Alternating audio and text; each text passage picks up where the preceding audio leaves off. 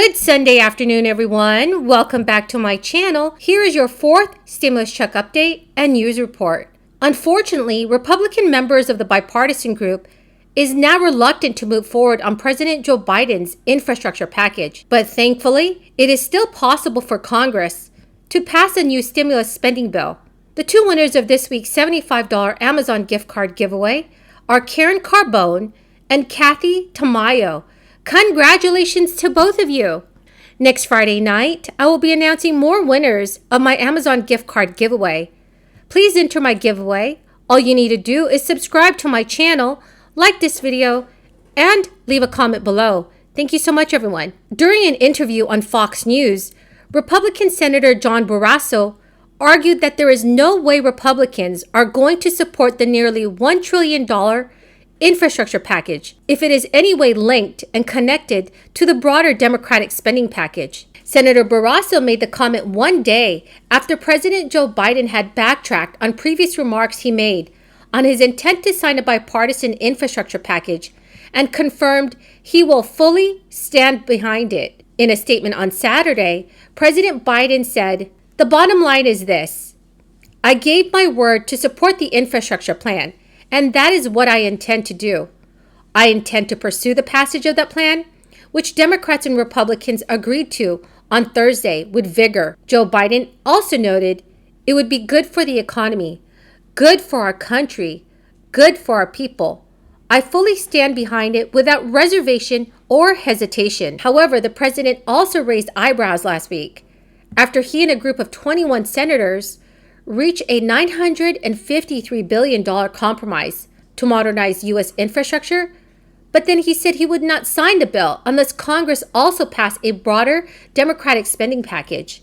Biden has proposed a separate $1.8 trillion plan titled the American Family Plan, which seeks to heavily invest in education, healthcare, childcare, and tax cut for families, coupled with other investments in care for our seniors, housing, and clean energy. The pronouncement frustrated both Republicans and Democrats, who had told Fox News that he will not vote for the second plan, which includes tax increases. Senator Barrasso said, "I am a doctor, and I will tell you, you can get whiplash by trying to follow Joe Biden on this." So what are your thoughts about this, everyone? Do you think Republican lawmakers should agree to President Joe Biden's plan? Please leave your thoughts in the comment section below. Senator Barrasso also noted that first Biden agreed with a bipartisan bill focused on real infrastructure, and then within 2 hours, he buckles to Nancy Pelosi and Chuck Schumer, who say, "Not so fast. Unless this is handcuffed to this massive tax and spending bill, we are not going to send it to the White House." White House Press Secretary Jen Psaki, who was asked at a briefing about the Republican dismay, senators should not have been surprised by the two-track strategy that Biden has publicly discussed many times before.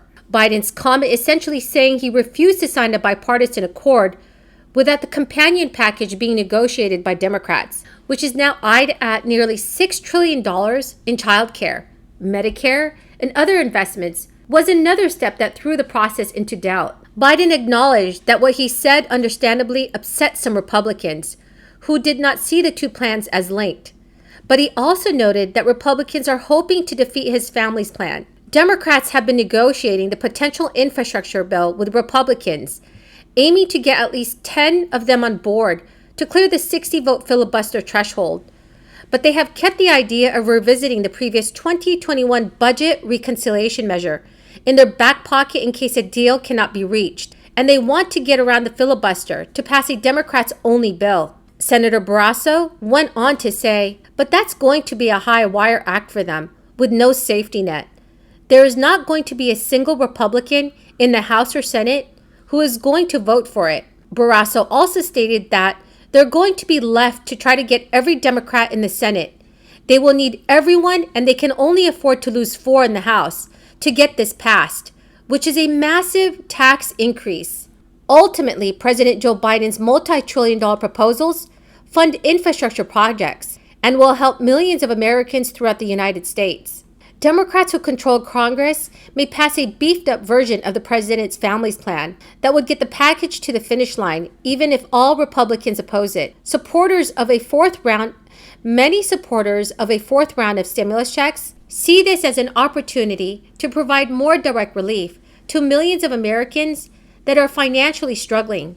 Many influential lawmakers are rallying for additional payments for the millions of Americans who still need help putting food on their tables and covering essential bills, and also paying down some debt. More than 80 members of Congress now have signed letters urging the president to provide repeated payments for the remainder of this pandemic. And in recent weeks, 7 members of the influential House Ways and Means Committee wrote to ask the president to include regular checks in the family's legislation. It is very clear that more stimulus money would really benefit millions of Americans and the United States economy. So that is the end of the video for this afternoon.